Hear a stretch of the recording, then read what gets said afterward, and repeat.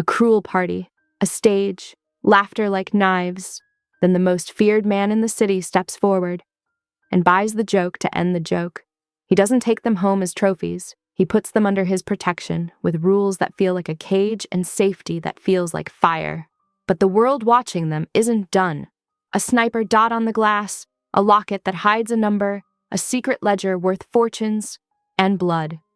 Inside his house, someone smiles and betrays. Outside, a rival crew puts a price on their lives.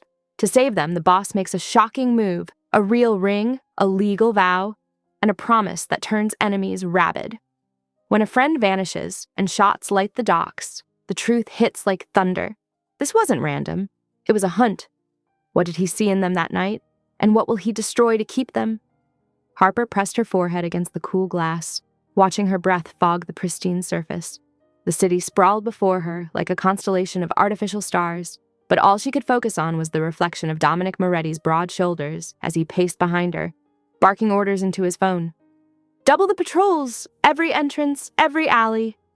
His voice was controlled steel, nothing like the quiet tone he'd used in the car. "I want eyes on Madison Street to Lakeshore Drive." June sat curled in an oversized leather armchair, her usually bright face drawn and pale. She caught Harper's eye and attempted a weak smile, her fingers twisting the hem of her cocktail dress, the one they'd bought together at a consignment shop for their big investor meeting that turned out to be a trap. "Harper," Dominic's voice made her jump. He'd ended his call and now stood closer than she'd realized, his presence filling the space behind her. "Step away from the windows!" "Why?" The question came out sharper than she intended, fear making her defensive. "Are we being watched?" His reflection's jaw tightened. "Yes." June made a small, frightened sound. Harper forced herself to turn around, squaring her shoulders, despite the trembling in her legs. "By the men from the auction?" "No." Dominic's dark eyes assessed her with unnerving intensity. "A rival organization that would love to use my guests as leverage." "We're not guests," Harper said. "We're prisoners." "You're alive." His tone softened fractionally, "which is more than you'd be if I hadn't intervened." The truth of that statement hit Harper like a physical blow. She'd seen the predatory looks in the crowd, heard the crude whispers about what they'd do with the pretty Baker girls. Her stomach churned. "Our families will look for us," June spoke up, her voice stronger than Harper expected. "Our employees will notice when we don't open Hearth and Honey tomorrow." Dominic moved to the wet bar, pouring 3 fingers of amber liquid. "My men are handling it. Your bakery will open as scheduled, with a note about the owners taking an emergency personal leave. As for families..." He paused, studying them both. "Ms. Merritt, your parents are in Arizona. Ms. Hale, yours are deceased. No immediate risks there."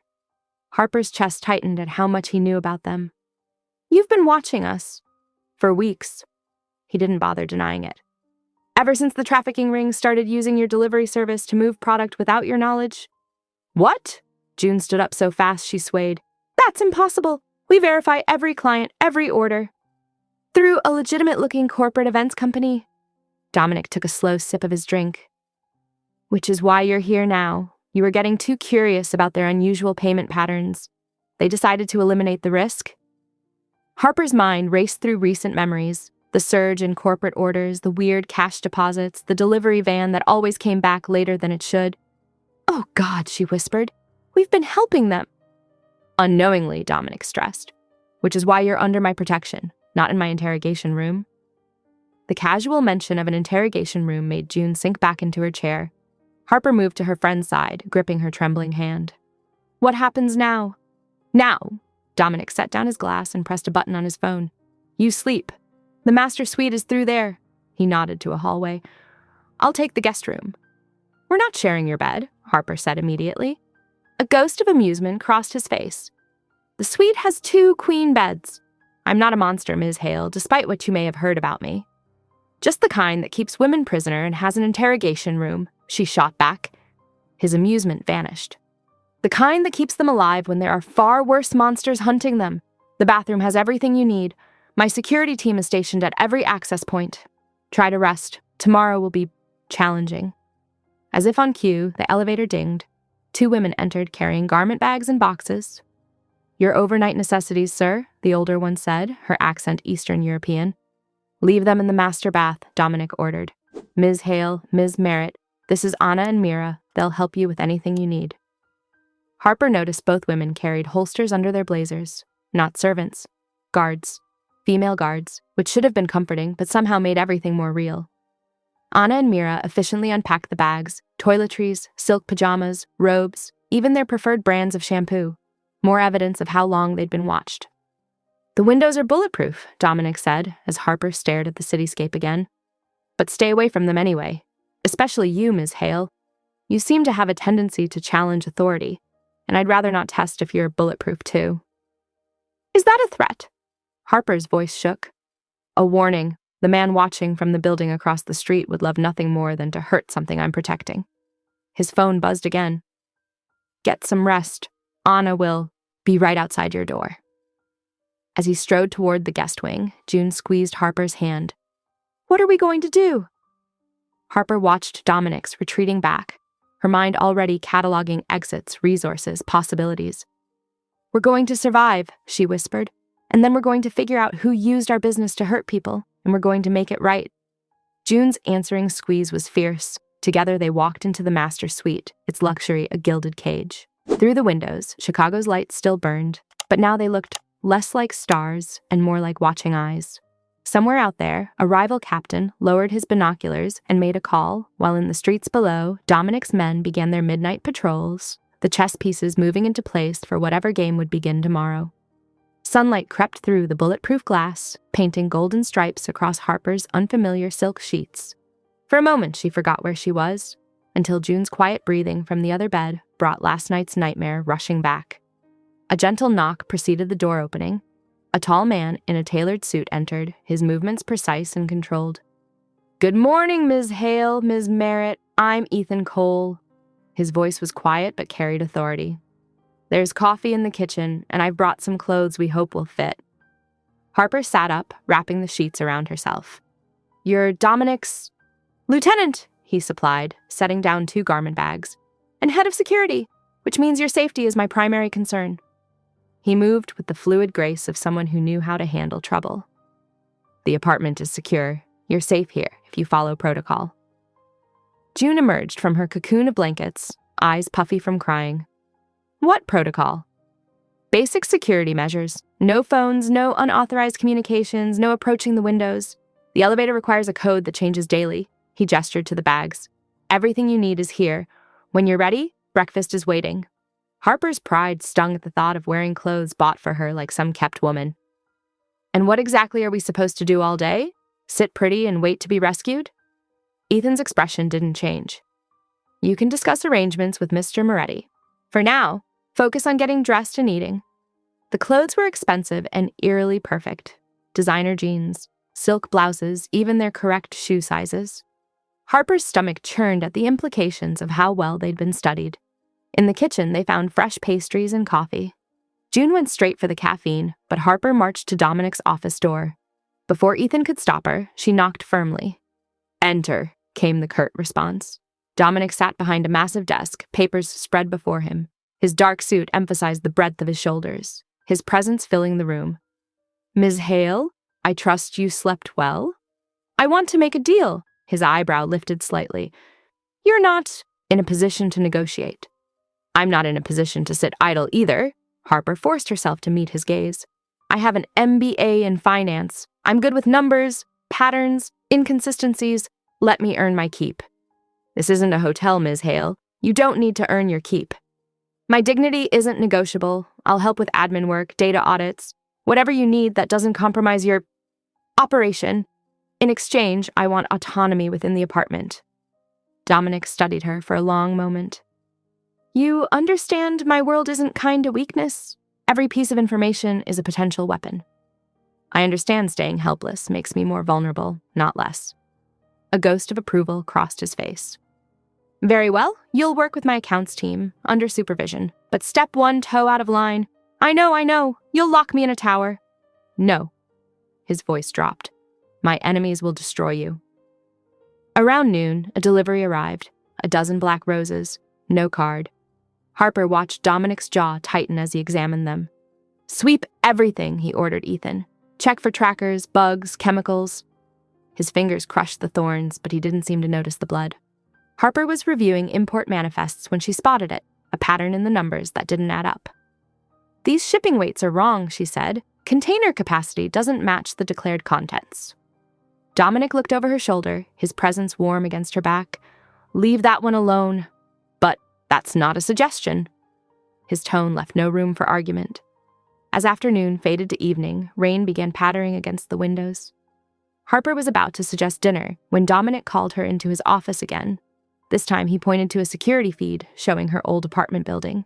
Her heart stopped. A black sedan was making its third loop of the block. "Still think I'm being paranoid?" Dominic's voice was soft. "Step outside my protection and you won't make it to the curb." The rain intensified, drumming against the glass like warning fingers. On the screen, the sedan made another pass, hunting for prey that wasn't there. Harper watched, understanding finally sinking in. She wasn't just trapped in Dominic's world. She was trapped between his world and something worse. June appeared in the doorway, wrapped in a cashmere sweater that probably cost more than their monthly rent. "Harper, Anna said dinner's ready." "Go ahead," Harper said, still staring at the screen. "I'll be right there." She felt more than saw Dominic move closer, his reflection appearing beside hers in the rain-streaked window. For a moment, they both watched the city below, where his men patrolled in the growing dark, and somewhere, someone was counting on her to make a mistake. "The roses," she said finally. "They weren't just a threat, were they? They were a message. To you." "Smart girl." His voice held a note of approval that made her shiver. "Now stop asking questions you don't want answered." But Harper couldn't stop the wheels turning in her mind. The roses, the invoices, the sedan. Pieces of a puzzle she wasn't supposed to solve, but one that might hold the key to their freedom. Or their destruction. She turned away from the window, forcing her voice to stay steady. "I should help June with dinner." Dominic nodded once, already reaching for his phone. As she left his office, she heard him speaking quietly but intensely to someone about increasing patrols and checking all flower shop deliveries in the district. In the kitchen, June was arranging pasta on plates while Anna stood guard by the door, her weapon a subtle bulge under her jacket. Everything looked so normal, so domestic, except for the steel under the silk, the guns under the designer clothes, the threats wrapped in black roses. Harper picked up a plate, its weight grounding her. One day at a time, she thought. Learn the rules, find the patterns, stay alive, and maybe, just maybe, figure out how to turn this gilded cage into a fortress of their own making. Harper's hands shook as she stuffed clothes into her old gym bag. The worn canvas, a reminder of the normal life she'd had just days ago. "Please don't do this," June whispered from the doorway of their shared suite. "You saw what those men were capable of. We can't just hide here forever." Harper grabbed her phone charger, then froze as heavy footsteps approached. Dominic filled the doorway, his presence making the spacious room feel suddenly cramped. Without a word, he held up his tablet. On the screen, 3 men lounged against a car outside her apartment building, the same ones who dragged her onto that stage. "Still planning your exit?" His voice was soft, dangerous. Her throat went dry. "They're watching my place?" He swiped to another screen, a text chain, with her name, her routines, her usual coffee order. "Burner phone activated this morning. They're very interested in finding you."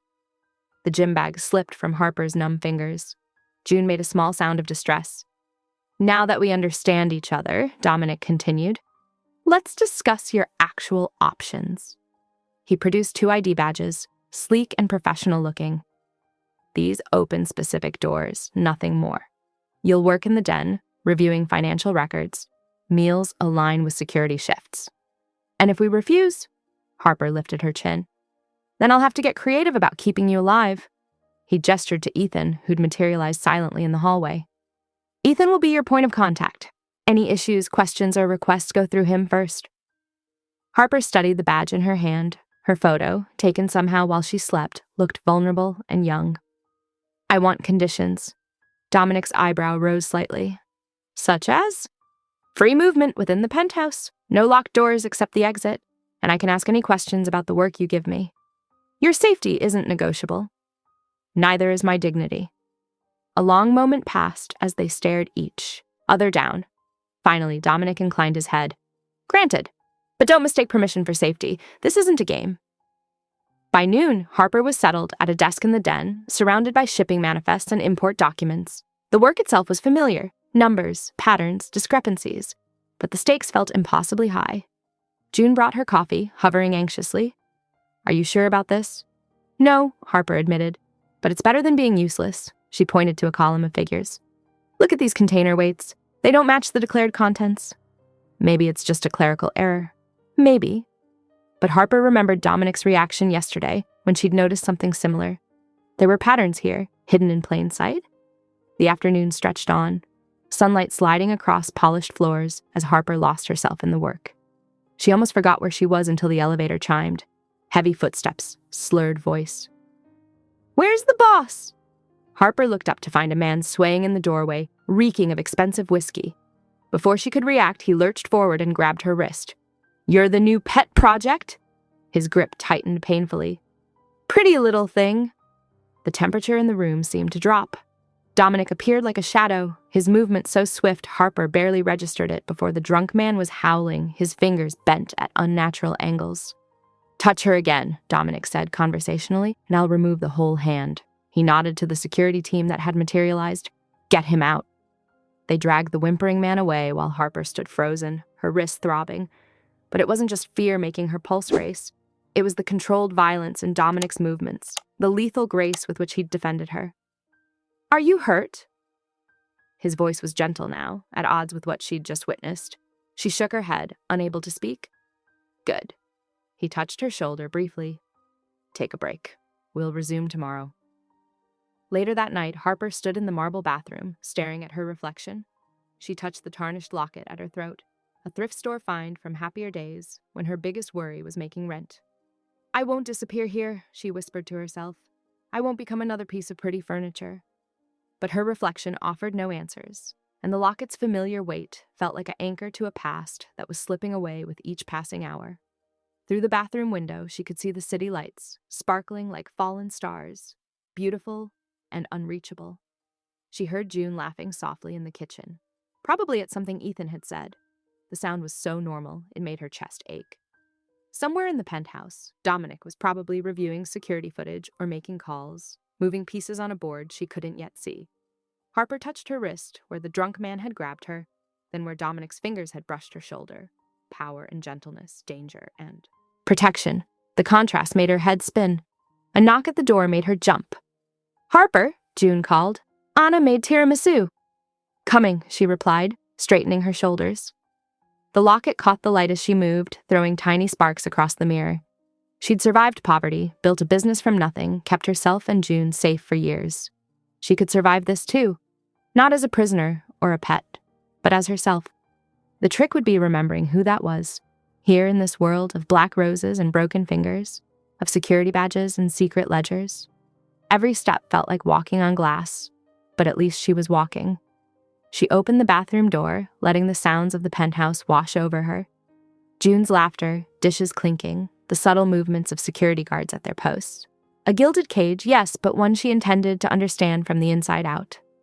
The morning sun filtered through the penthouse windows as June twirled in a midnight blue designer gown, the fabric rustling against marble floors. "Harper, you have to try these on. They're like wearing clouds." Harper touched her thrift store locket, shaking her head. "I'm not playing dress up in someone else's clothes." "They're not someone else's anymore." June rifled through hangers of silk and satin. "Come on, just one. For me?" Before Harper could protest again, June was behind her, reaching for the locket's clasp. "At least let me see how this would look with—" A small snap echoed between them. "Oh no, I'm so sorry." The delicate chain had broken, the locket falling into Harper's palm. But as she turned it over, something caught her eye, a glint of metal where the backing had loosened. "Wait!" She worked her fingernail under the edge and the backplate popped free.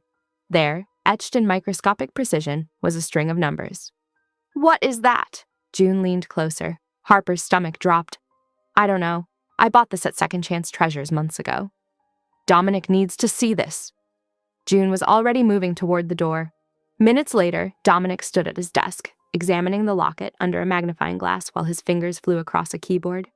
Harper watched his expression darken. "These numbers," he input them into an encrypted program.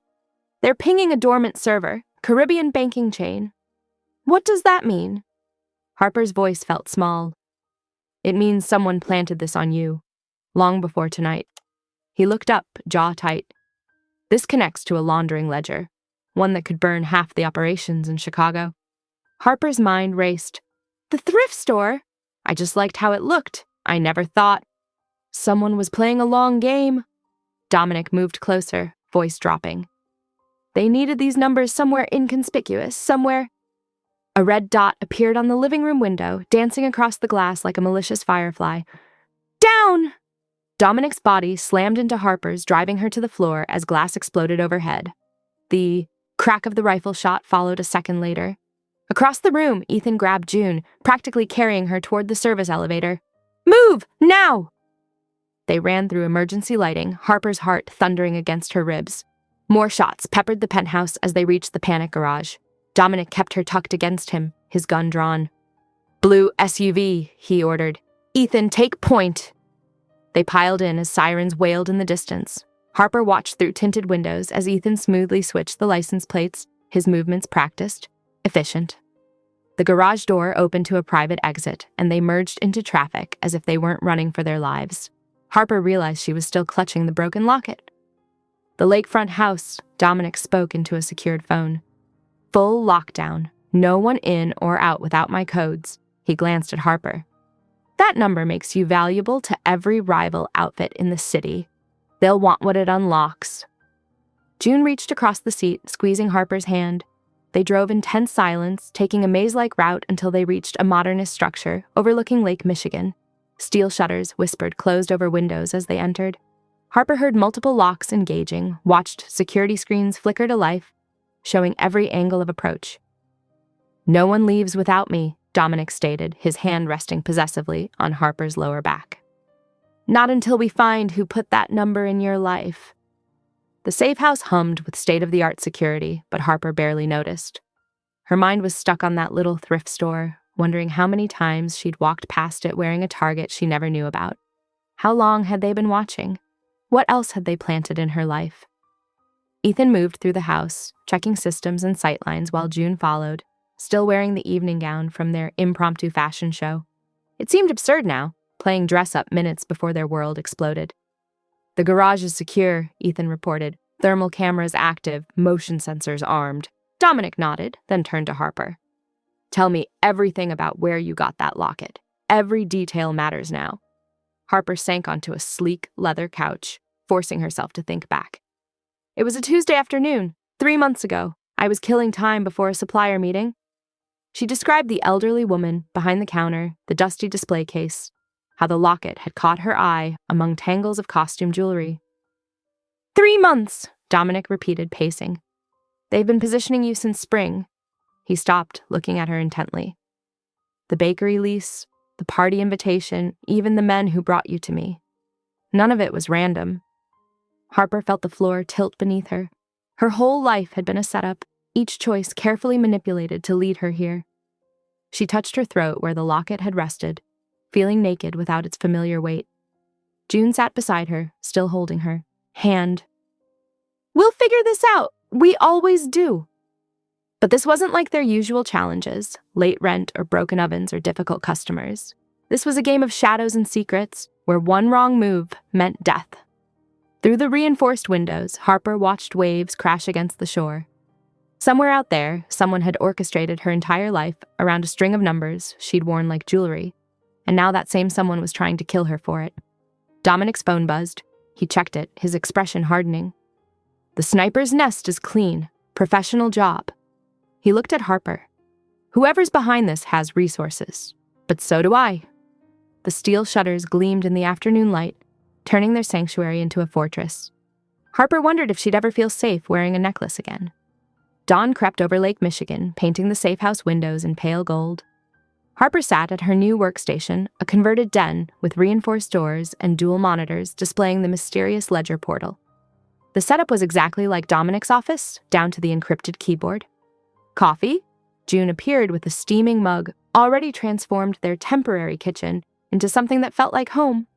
She'd arranged their few belongings with care, making the sterile safe house feel inhabited. Thanks.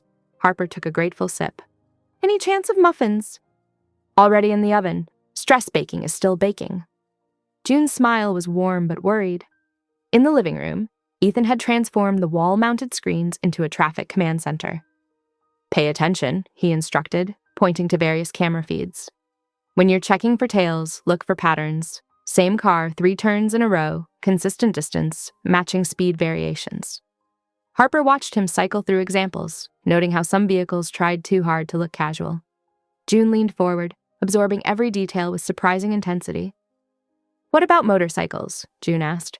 "They're harder to spot, right?" "Good question. They usually work in pairs." Ethan began explaining motorcycle surveillance tactics while Harper's attention drifted to Dominic. He stood by the window, tension visible in his shoulders as he read something on his phone. His jaw tightened, and he quickly typed a response before slipping the device away. Without explanation, he began adjusting shipping schedules on his laptop. Later that afternoon, Dominic announced they would attend a business dinner. "It's important to be seen," he explained, helping Harper into a midnight blue dress that made her feel simultaneously exposed and armored. Absence breeds speculation. The restaurant was old-world elegant, all dark wood and crystal chandeliers. Harper felt eyes tracking their entrance, Dominic's hand at her lower back, June on Ethan's arm behind them. They were seated at a prime table, one that allowed Dominic clear sightlines to every exit. "Moretti's new pets clean up nice, worry," a voice drawled from nearby. "Especially the little one, though she could use a few meals." Harper's cheeks burned, but Dominic's response was devastating in its casualness. "Speaking of meals, Carletti, how's that steakhouse chain of yours? Shame about the health code violations, and the tax audit, and those shipping container seals that keep breaking." He smiled thinly. "Must be hard to run a business from bankruptcy court." The man paled and retreated. Around them, phones disappeared as witnesses pretended they hadn't been recording. "Dance with me," Dominic said suddenly, standing and offering his hand to Harper. The dance floor cleared as they stepped onto it. Harper felt countless phones lifting again, recording as Dominic drew her close.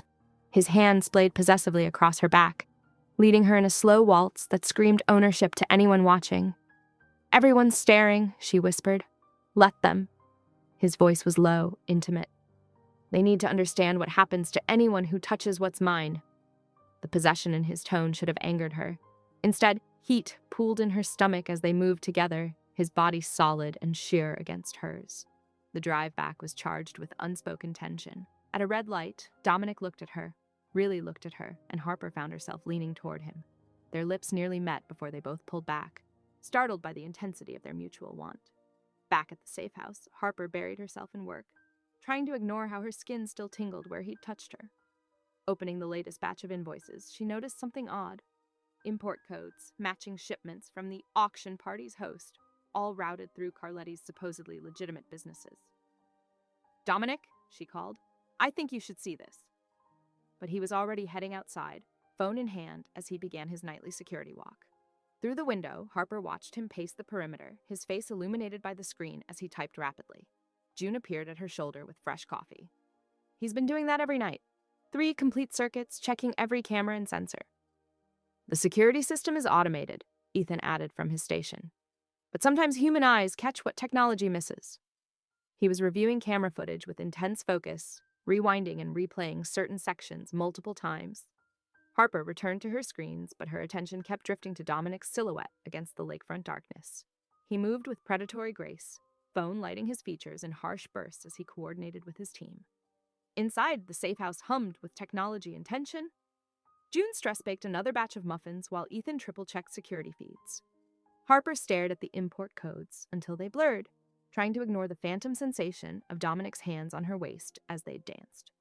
The night settled around them like a heavy blanket, broken only by the rhythmic sweep of lighthouse beams across the water and the soft sounds of keys clicking as they all worked to unravel the web that had entangled them. Through it all, Dominic's shadow moved along the perimeter, a dark guardian against whatever threats waited in the Chicago night. Every so often, his phone would illuminate his face as he sent another message to Ethan, who would immediately adjust camera angles or replay specific security loops. They worked in silent synchronization, Guardian and Sentinel, while Harper and June exchanged worried glances over cooling coffee cups. Morning sunlight streamed through the safe house windows as June whisked pancake batter with determined cheer. The sizzle of butter on the griddle almost made it feel like a normal day. Almost. Seriously, Ethan? Death metal at 7 a.m.? June's laugh carried across the kitchen as she flipped a perfect golden circle. Your music taste is tragic, Ethan's lips twitched. Better than your pop princess playlist. At least mine has actual melodies, June teased, sliding a plate toward him. From her workstation, Harper could see their playful exchange, the way Ethan's usually stern expression softened around June. She turned back to her screens, cross-referencing shell companies until patterns emerged like constellations. Each dummy corporation led back to one source. A Bratva captain who'd been pushing against Dominic's control of the shipping lanes for months. Here, Harper called, waving Dominic over. Look at these routing numbers. They're all registered to different companies, but share the same IP address block. Dominic leaned close, his presence solid and warm behind her chair. Viktor Petrov. Been trying to muscle into my territory since spring. His jaw tightened. Now we know why. Harper stood abruptly, needing space from his proximity. I need air. Real air, not recycled safe house air. She met his gaze. Let me check on our bakery. Just 15 minutes. Absolutely not. Please. Harper hated the pleading note in her voice, but pressed on. I need something normal to hold on to. One visit, your rules. Dominic studied her for a long moment. 15 minutes. 3-man perimeter. Full sweep before entry. He pulled out his phone. Timer starts when we reach the door. The drive was tense, Ethan following in a backup vehicle while June squeezed Harper's hand. The bakery looked exactly as they left it, their dream suspended in amber. Hearth and Honey, the sign read in faded gold letters. Dominic's men cleared the space efficiently. Clean, one reported. Harper stepped inside, inhaling the lingering scent of flour and vanilla. Her fingers traced the counter where she and June had planned to display their pastries. The familiar texture steadied her racing thoughts. Look, June said softly, pointing to the swept floors. Someone's been here. Dominic moved instantly, scanning the space with Predator's eyes. On the counter sat a plain white envelope Harper was certain hadn't been there before. Inside was a single photograph. Harper curled in her old bed, peaceful in sleep, dated 3 weeks ago. Her stomach lurched. They've been watching all this time. A floorboard creaked in the kitchen. Dominic shoved Harper behind him as a masked figure burst through the swinging door, gun raised.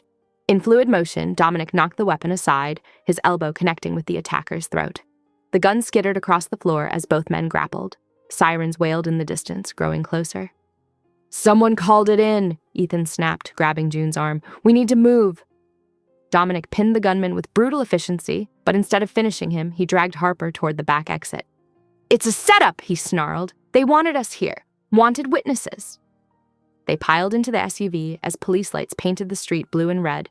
Harper could already imagine tomorrow's headlines. The notorious Dominic Moretti spotted with an unknown woman at a closed bakery. Speculation running wild. The timer on the dash continued its merciless countdown, red digits marking the destruction of Harper's last illusion of normalcy. She gripped June's hand as they sped toward the safe house, each heartbeat hammering home the reality that her old life had been invaded long before she knew she was a target. Your men, Harper managed. The one who stayed to deal with will disappear before police enter, Dominic cut her off. Standard protocol. June's fingers trembled in Harper's grasp. The photo. They were in your apartment while you were sleeping. Harper pressed her forehead against the cool window, watching the city blur past. Everything familiar had become foreign, tainted by unseen watchers. Her bed, her morning routine, even her dreams of the bakery, all had been observed and noted by patient predators. The whole thing was choreographed, Ethan said from the following car through their secured line. Timer wasn't even necessary. They knew exactly when we'd show up. Dominic's knuckles were white on the steering wheel. They've been profiling your patterns for months. The locket wasn't random. Nothing about this is random. Harper watched the timer's red numbers tick down, marking the exact moment her past life slipped away forever. The bakery had been her anchor, her proof that normal still existed somewhere. Now it was just another piece of bait in a trap she hadn't known was closing. I'm sorry, she whispered to June. I shouldn't have insisted. Don't! June's voice was fierce. That bakery is still ours. We're not giving up our dream because some creeps tried to use it against us. Dominic's eyes met Harper's in the rearview mirror. The bakery isn't the target. It's leverage, like the photo, like the auction.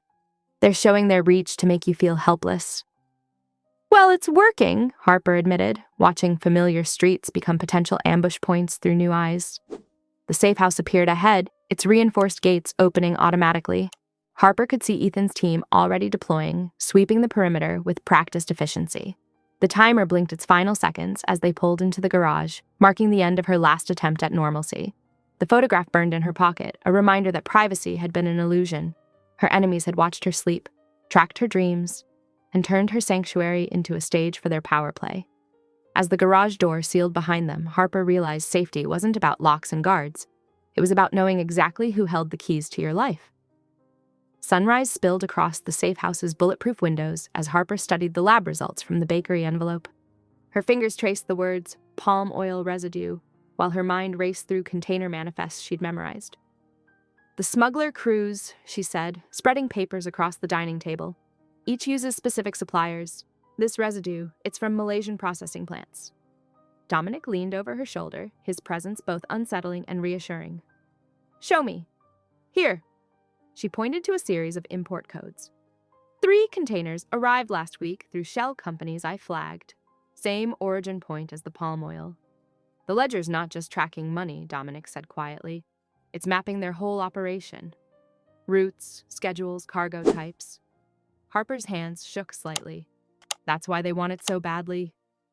In the security room, Ethan coordinated with his team. Decoy trucks are rolling, let's see who follows. June appeared from the kitchen, flour already dusting her apron. If we're stuck inside anyway, we might as well bake. The kitchen's decent enough. Absolutely not, Dominic started, but June stood her ground. You want us climbing walls instead? Baking keeps hands busy and minds focused. Plus, she added with a slight smile, your men look hungry. Harper watched Dominic weigh security against sanity. The kitchen has no external windows, she pointed out. He nodded curtly. Stay away from the delivery entrance. Ethan, post someone at both doors. Soon, the smell of rising bread filled the safe house. Even the guards seemed to relax slightly as June worked her magic. Harper kneaded dough beside her friend, letting the familiar motions ground her racing thoughts. Your shoulders are up to your ears, June murmured. Breathe. Hard to relax when someone's been watching me sleep. We'll figure it out. June bumped her hip against Harper's.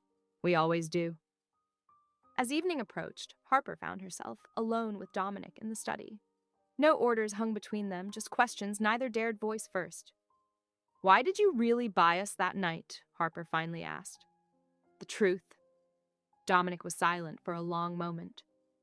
The trafficking pipeline needed to burn. Making you untouchable was the fastest way to force their hand. And now? Now it's more than strategy. His eyes met hers. You know that. Harper's heart thundered. I'm terrified of you. But, I'm more terrified without you. The admission cost her, but honesty felt important here. Before he could respond, his phone buzzed. Ronan Vale's name lit up the screen. Problem at the main house, Ronan reported, his usually smooth voice tight. Camera glitch erased 10 minutes of footage, exactly when the sniper took the shot. Harper watched Dominic's expression go flat and deadly.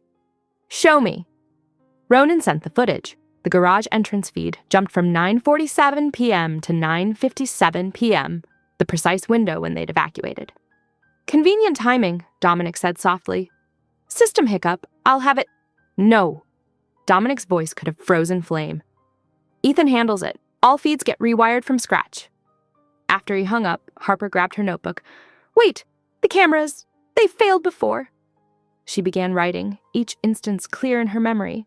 The delivery entrance glitch 2 days before the auction, the loading dock blackout when the roses arrived, 3 separate maintenance periods that perfectly matched suspicious container movements. Someone's been opening doors, she said, for months. Dominic studied her list, jaw tight. Keep writing. Harper documented every camera failure she could remember, patterns emerging in the seemingly random glitches. Each one created a blind spot at crucial moments. In the kitchen, bread cooled on racks as June hummed softly, the domestic sound at odds with the guards checking weapons. Ethan's voice crackled over comms as decoy trucks reported their positions. Harper's pen moved steadily across the paper, mapping out the invisible holes in their security. Each note felt like another piece of a puzzle she wasn't sure she wanted to solve. The safe house settled into evening routines. Perimeter checks, shift changes, surveillance monitoring. But underneath the practice movements, new tension thrummed. Someone had access to their cameras, their schedules, their lives. "Here," Harper said, pushing her notebook toward Dominic. "Every camera failure I can remember." He scanned the pages, expression darkening. "Ethan," he called, "we need to talk wire routing." June appeared with fresh bread and coffee, her presence a gentle reminder that life continued even under siege. "Eat something," she told Harper. "You can't fight on an empty stomach." The smell of warm bread mixed with coffee, creating an incongruous moment of normalcy in their fortified cage. Harper accepted a slice, letting the familiar taste ground her as she watched Dominic and Ethan pore over building schematics. Outside, decoy trucks crisscrossed the city, testing for watchers. Inside, cameras blinked their steady red lights, recording everything, except when they didn't. Harper added another note to her list, wondering how many more blind spots they had yet to discover. The day's revelations settled like weights.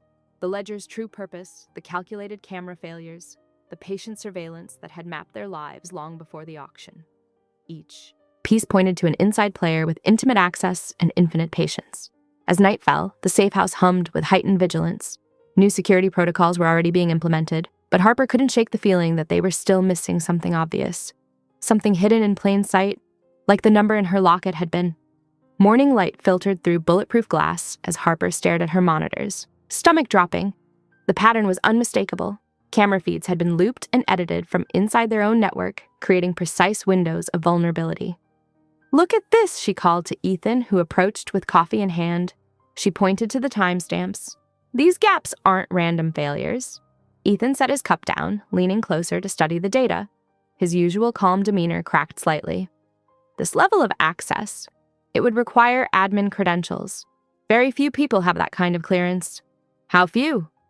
4, maybe 5. His jaw tightened. All inner circle.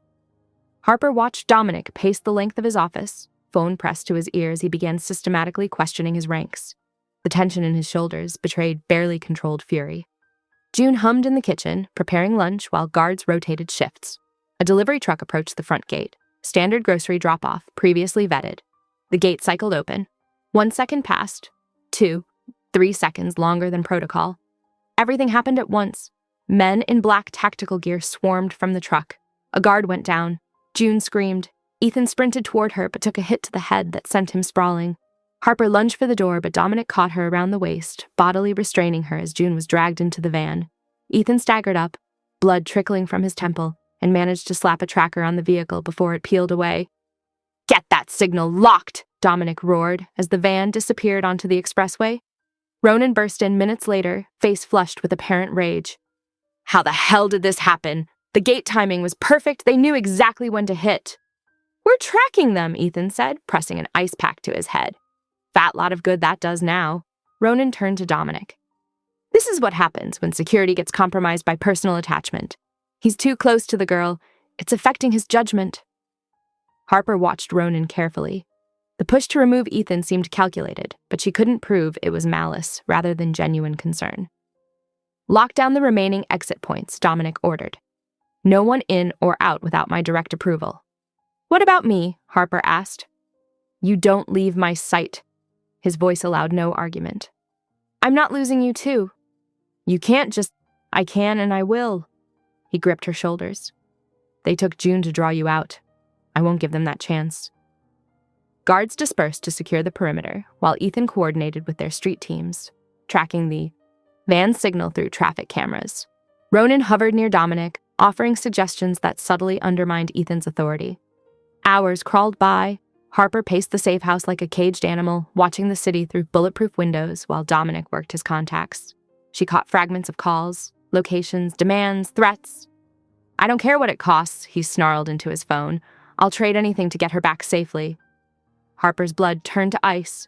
Trade anything or anyone. The words hit like a physical blow, lacking context but breeding doubt. Would he trade her to save June? Was she just another chip in his game?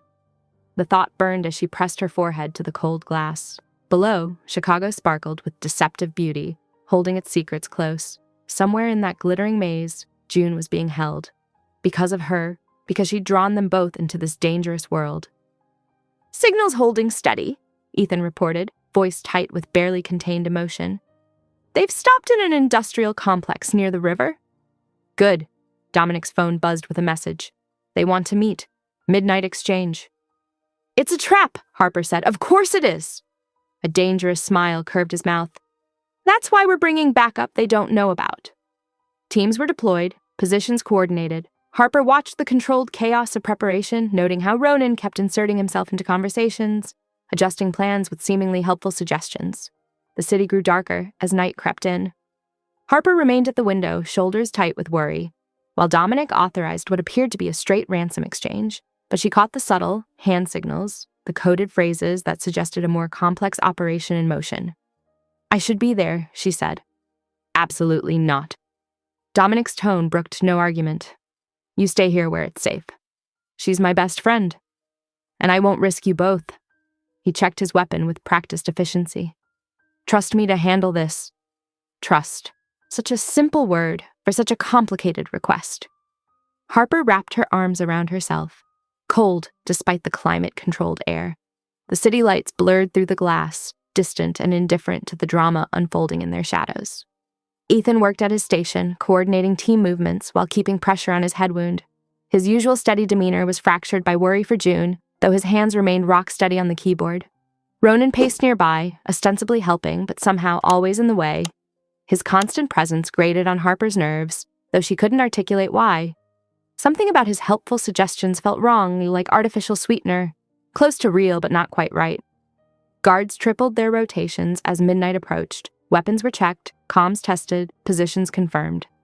Harper watched it all through the window's reflection, seeing the precise choreography of professionals preparing for controlled violence. The city stretched endlessly below, a maze of light and shadow where answers lurked just out of reach. Somewhere in that urban labyrinth, June waited.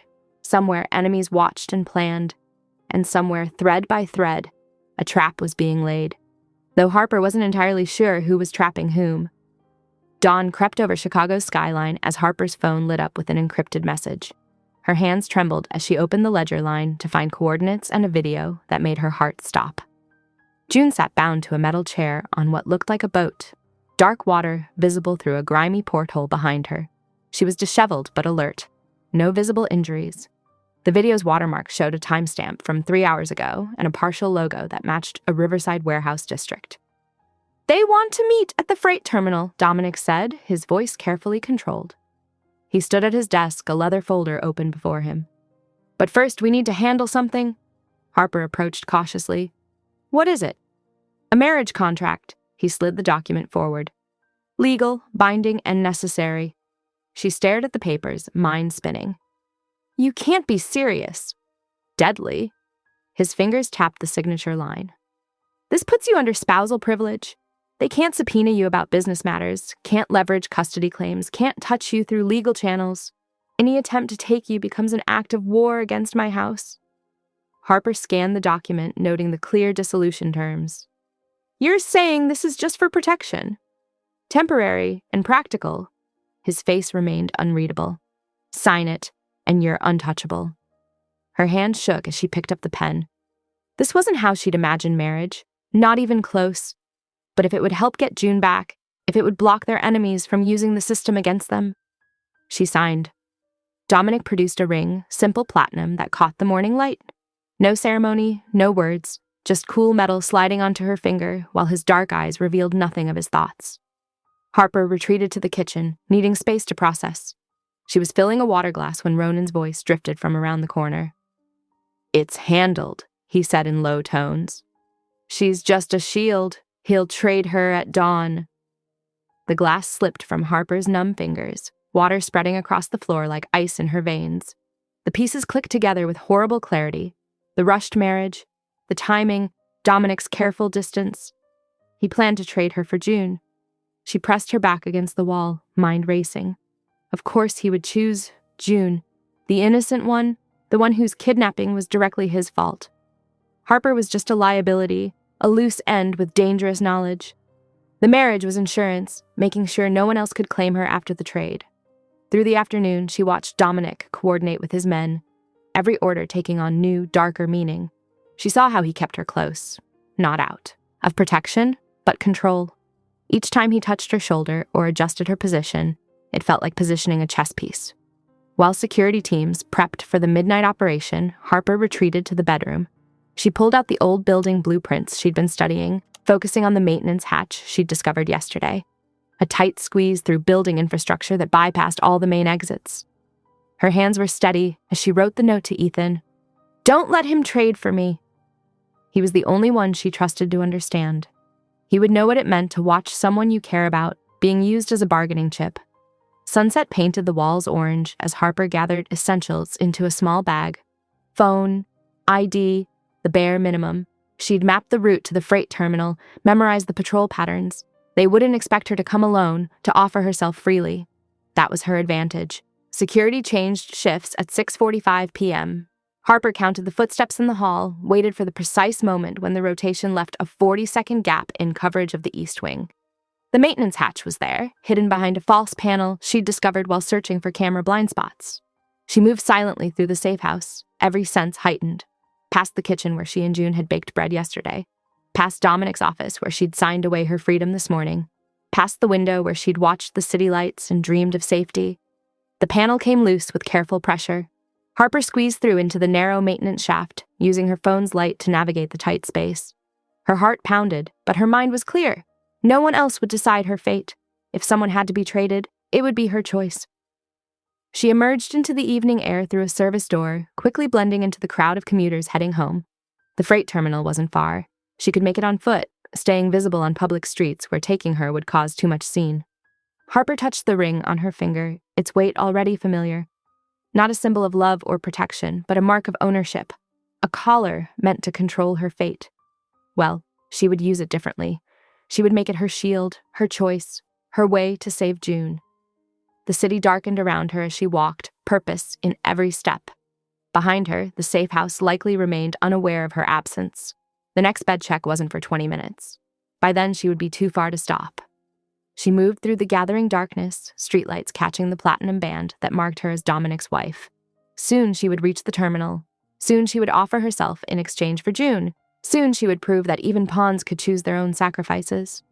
Harper pulled her jacket closer, disappearing into the flow of evening traffic. The ring felt heavy on her hand, but her steps were light. For the first time since this began, she wasn't running from something. She was running toward it, on her own terms. The terminal's lights glowed in the distance, a constellation of sodium lamps marking her destination.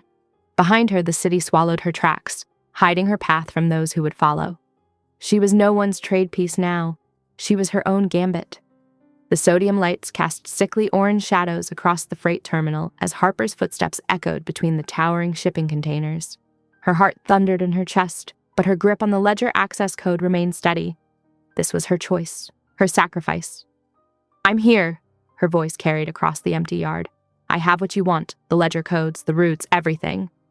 Movement flickered in the shadows. Men emerged, their faces hard in the harsh lighting.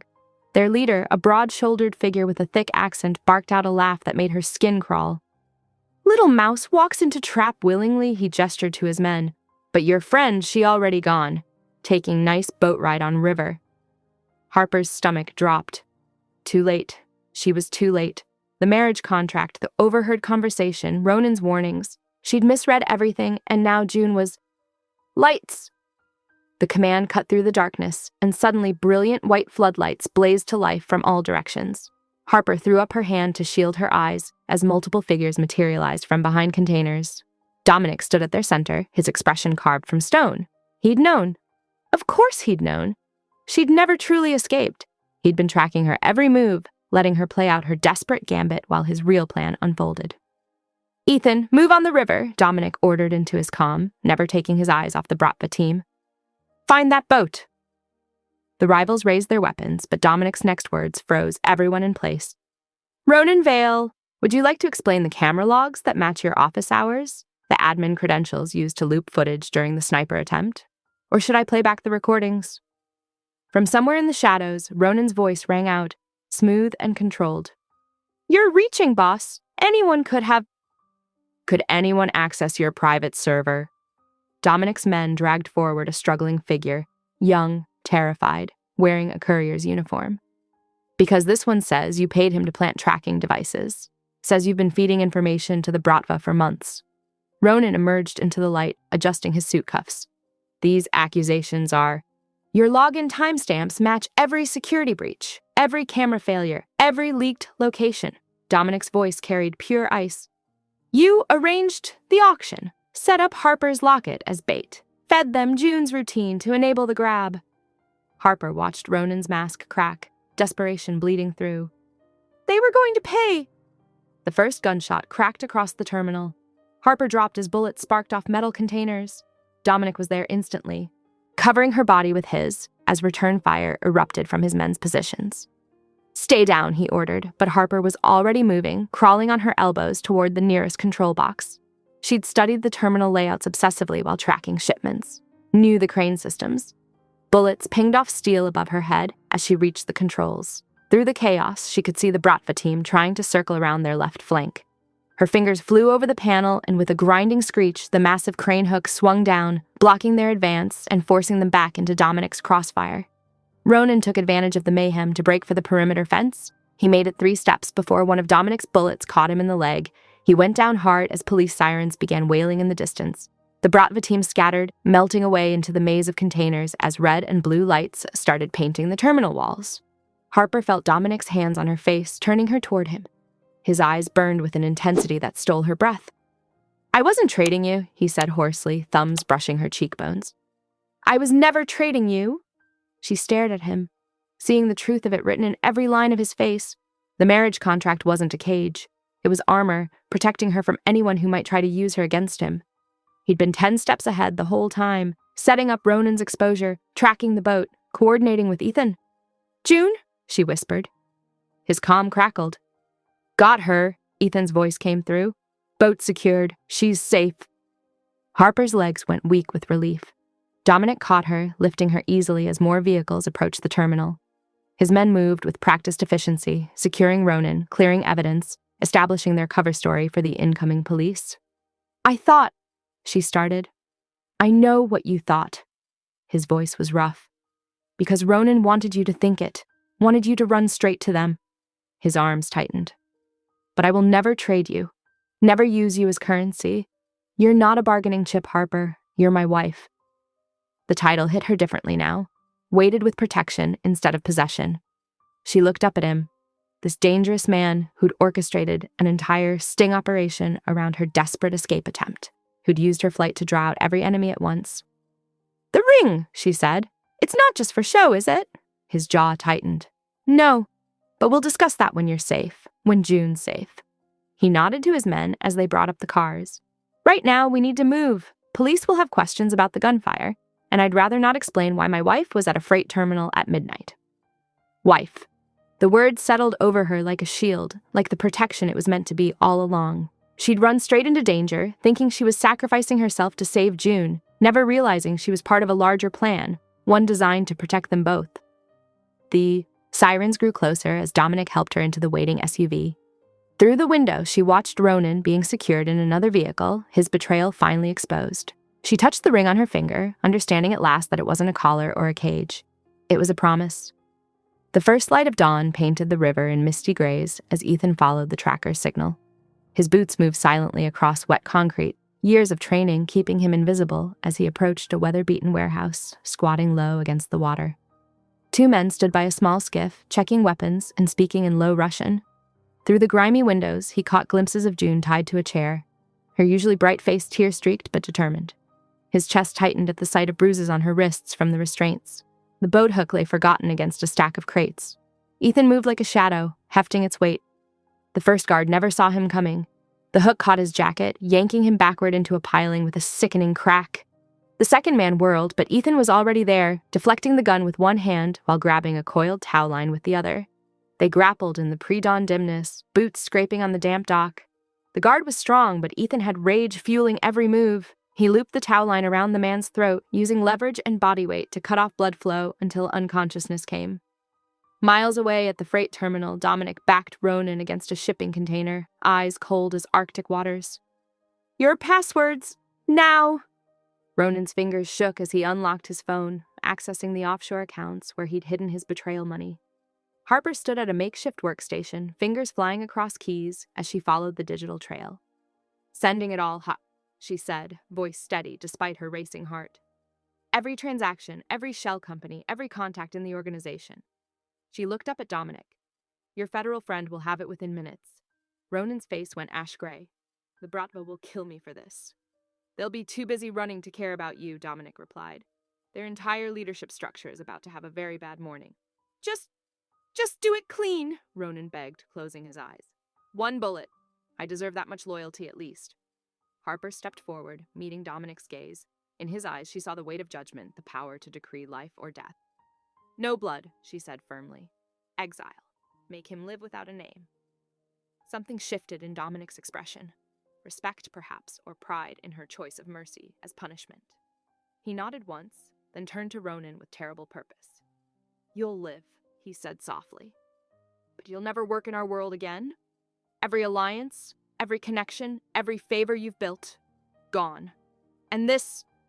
His hand moved like lightning, carving a precise mark behind Ronan's ear. This tells everyone exactly what you are. A traitor who lives only because a better person chose mercy. Ronan sobbed, understanding the magnitude of his sentence. In their world, death was clean. This was endless punishment, marking him as untouchable to any organization that mattered. The radio crackled. Package secure, Ethan's voice came through, slightly breathless. In the background, they could hear June crying, the sound muffled against what Harper knew must be Ethan's shoulder. The relief hit her like a physical wave. Her knees buckled and she fell forward, but Dominic was there, strong arms catching her against his chest. She pressed her face into his shirt, breathing in his scent of gunpowder and expensive cologne as tears finally came. She's safe, she whispered. She's really safe. Thanks to you, he murmured into her hair. Your ledger work gave us everything we needed. The routes, the payments, the whole network. The sun was rising now, turning the river to liquid copper. Dominic pulled out his phone, never letting go of Harper with his other arm. Burn it all, he ordered. Every warehouse, every front company, every dock they thought they owned. I want the Bratva scrubbed from my territory by nightfall. His men moved with military precision, spreading out across the terminal to begin the systematic destruction of rival assets. Harper watched the sunrise paint everything gold, feeling the steady beat of Dominic's heart against her cheek. What happens now? She asked softly. Now we get June checked out by our doctor, make sure those bastards didn't hurt her. His hand stroked down her back. Then we shore up security at the penthouse. New protocols, new tech. Ethan's already designed an upgraded system. And us? She forced herself to look up at him. The marriage contract is real, he said firmly. If you want it to be. No more hiding behind protection or security. I want you as my wife because you're the only person I've ever met who makes me want to be better, who shows mercy when I would choose violence, who sees the strategy behind the strength.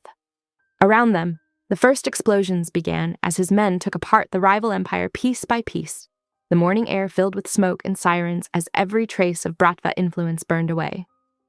I choose you, Harper said. Not because I have to, not because it's safer, but because you've proven I can trust you with my safety and my autonomy. Because you let me make the hard calls, like with Ronan. His kiss tasted of smoke and promise, passionate but tender. When they broke apart, his phone buzzed with updates from his crews, systematically destroying every rival holding across the city. Time to go, he said. Ethan and June will meet us at the penthouse. And Harper? He tilted her chin up.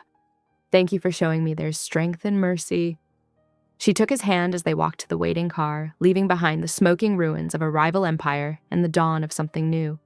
Not a marriage of convenience or protection, but a true partnership forged in fire and sealed with choice. The aftermath unfolded like a carefully orchestrated symphony. For 7 days, Dominic's security teams worked in shifts, extracting information from every captured rival who might know about remaining threats.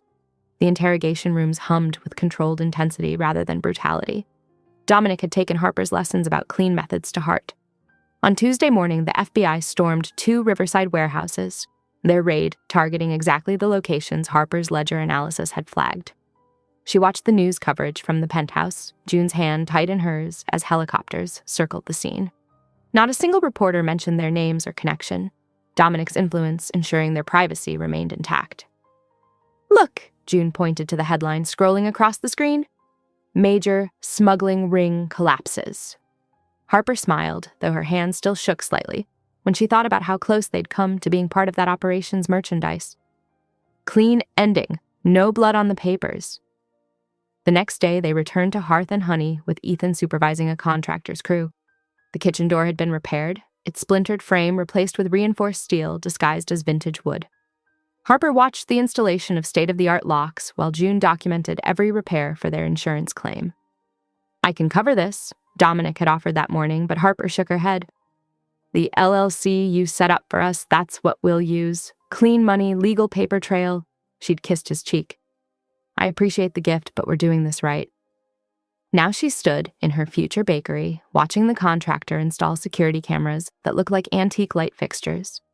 Ethan checked each feed on his tablet, positioning them for maximum coverage without spoiling the warm atmosphere they wanted to create.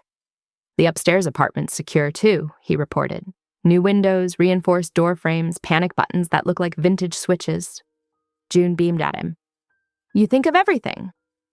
Harper noticed how his professional mask softened when he looked at her friend. Later that evening, she spotted them sitting on the bakery's upstairs stoop, sharing earbuds and laughing at something on June's phone. The sight made her smile. Some good had bloomed from all this chaos. Back at the penthouse, she and Dominic were learning to navigate their unusual marriage. They shared his massive bed, security still paramount, but he kept to his side, respecting her need for space until she chose differently. Sometimes she woke to find herself curled toward him in sleep, drawn to his warmth, but he never mentioned it. Tell me about after, she said one night as they sat in his office, her feet tucked under her on the leather sofa while he reviewed security reports. After what? After the fear stops driving everything. What does normal look like to you? He set down his papers, giving her his full attention. I've never had normal, but I think it looks like you running your bakery without looking over your shoulder. Me handling business, but coming home to something real, not just power and politics. And us? Us is whatever you want it to be. This started as protection, but it's become... He paused, choosing his words carefully. It's become something I want to earn properly, not through fear or obligation. Harper nodded, understanding. They were building trust in small moments, him asking before touching her, her choosing to share parts of her day that weren't about security or survival. Through the week, June and Ethan's tentative romance bloomed in quiet moments. Harper caught them sharing music on the bakery's stoop during his breaks, June teaching him about indie bands while he introduced her to classical composers. Their hands found each other naturally, fingers intertwining while they traded terrible jokes that made them both laugh. He makes me feel safe, June confided one afternoon while they tested recipes. Not because it's his job, just because he's him. By Friday night, Harper was ready to reclaim some normalcy. She stayed late at the bakery, testing ovens and tweaking recipes, while Dominic sat at the counter, jacket off and sleeves rolled up. The sight of him so casual, guard slightly lowered, made something warm unfurl in her chest. Read this? She asked, sliding her draft menu across to him. I want honest opinions. He picked up the handwritten pages with careful hands, as if they were precious documents rather than scribbled notes. His voice was soft in the quiet kitchen as he read each item aloud. Honey lavender scones, dark chocolate sea salt cookies, cinnamon apple hand pies. He looked up at her. You've been planning this for a long time. June and I used to write menu ideas on napkins during slow shifts at the diner. Harper checked the temperature on another oven. Seems like a lifetime ago now. But you're making it happen, on your terms. She nodded, pulling out a test batch of cookies. The familiar motions of baking centered her, reminded her who she was beyond survival and strategy. Want to try one? They're experimental. Dominic accepted the offered cookie, still warm from the oven. His eyes closed as he tasted it, and something in his expression made Harper's breath catch. This is what I want normal to be, he said quietly. You baking whatever you dream up. Me being allowed to share it. No guns or guards between us, though they'll always be nearby. Reality with romance, Harper suggested, and his smile was warm enough to rival her oven's. He continued reading her menu aloud, each item like a promise of the future they were carefully building. Outside, the city hummed with night traffic and distant sirens, but in here, surrounded by the smell of vanilla and chocolate, they were just a man and woman planning tomorrow. The morning sun painted golden squares on Hearth and Honey's freshly polished floors as Harper adjusted the display case one final time. Through the front windows, she could see the line stretching down the block, familiar faces from the neighborhood mixed with curious newcomers, all drawn by the smell of fresh bread and warm spices. "Ready?" June asked, tying her apron with hands that trembled slightly from excitement. Harper nodded, drinking in their dream made real. Gleaming counters, shelves lined with fresh-baked everything, and their logo painted in elegant script on the front window. Security blended seamlessly into the crowd outside. She spotted Marco reading a newspaper at the cafe across the street and Tony chatting with customers in line as if he was just another local. At exactly 7, they unlocked the doors. The bell chimed as Mrs. Rodriguez from the flower shop stepped in first, clapping her hands. "Girls, you did it! We've been waiting for this day since you first talked about it at the diner." Harper's eyes misted as she handed over the first box of cinnamon knots. More neighbors poured in. The hardware store owner, who'd helped them source kitchen equipment years ago. The librarian who used to save them business magazines. The teacher who'd written their first letter of recommendation for a small business loan. June worked the register, while Harper kept the display cases full, both of them grinning until their cheeks hurt. By 11, they'd sold through 3 batches of everything. "Take 5, June insisted when Harper reached for another tray of scones. "You've been here since 4 a.m. The bell chimed again. Harper looked up, still wiping flour from her hands, and her heart stuttered. Dominic stood in the doorway. No entourage, no hard business face. Just a man in a perfectly tailored suit, holding something small. He crossed to the counter, ignoring the curious glances from the remaining customers. From his pocket, he withdrew a velvet box and set it carefully between a plate of cookies and the register. "I'm not here as a boss or a protector," he said quietly. "Just a man who fell in love with the woman who refused to be furniture in a gilded cage." Harper's fingers trembled as she lifted the box. Inside nestled a ring that put her temporary protection ban to shame, but it wasn't the diamonds that made her breath catch. It was the tiny honeybee engraved on the inside, a secret symbol of who she was before she met him. "I bought you that night to save your life," Dominic continued, his voice low and intent. "But you ended up saving mine. You showed me I could be more than violence and control. You made me want to be worthy of trust, not just fear." He took her flour-dusted hands in his. "Marry me again, not for safety, but for love. Be mine because you choose to be." Harper was aware of June sniffling happily beside her, of the handful of customers pretending not to watch while absolutely watching, of the morning sun making everything glow like a dream. "Yes," she whispered, then louder. "Yes." As Dominic slipped the ring onto her finger, next to the simple band that had started as protection and become so much more, Ethan appeared from the back, carrying a small envelope. He handed it to June with uncharacteristic shyness. "Since we're doing big moments..." June opened it and gasped. A key fell into her palm, along with a photo of the newly renovated apartment above the bakery. "I know we've been taking things slow," Ethan said, his usual confidence softened by vulnerability. "But I thought maybe..." June threw her arms around his neck, key clutched tight. "Yes! Oh my God, yes!" The remaining customers burst into applause, and Mrs. Rodriguez wiped her eyes, muttering something about romance being better than her soap operas. The rest of the day passed in a happy blur. Harper and June served endless trays of pastries while their men handled the heavy lifting of fresh flour deliveries and trash runs. By closing time, they'd sold out of everything except 2 chocolate croissants that Dominic insisted on buying for breakfast tomorrow. Harper shooed June and Ethan upstairs to explore their new home while she handled final cleanup. When she finally stepped outside, the evening air was soft with early autumn, and Dominic waited on the sidewalk. She reached up to brush flour from her cheek, but he caught her hand. "Leave it. You're beautiful like this, creating something that makes people happy instead of afraid." Harper stretched up on tiptoe to kiss him, right there on the public sidewalk. No hiding, no security perimeter, no danger pressing in from all sides. The ledger line was dead, the trafficking ring dismantled, and Ronan was somewhere far away, stripped of power and name, exactly as she'd sentenced him. Dominic's arms tightened around her waist. "You're mine," he murmured against her lips. "And I'm yours, in daylight now." The city hummed around them, traffic and distant music, the subway rumbling underground, all the normal sounds of life continuing. But here, in this moment, Harper felt the shift from survival to living, from protection to partnership. Through Hearth and Honey's windows, the display lights cast a warm glow onto the sidewalk. Upstairs, she could hear June's delighted laughter as Ethan presumably showed her some clever security feature disguised as a modern convenience. Tomorrow would bring more customers, more baking, more normal moments sewn together into a life she'd chosen instead of one forced upon her.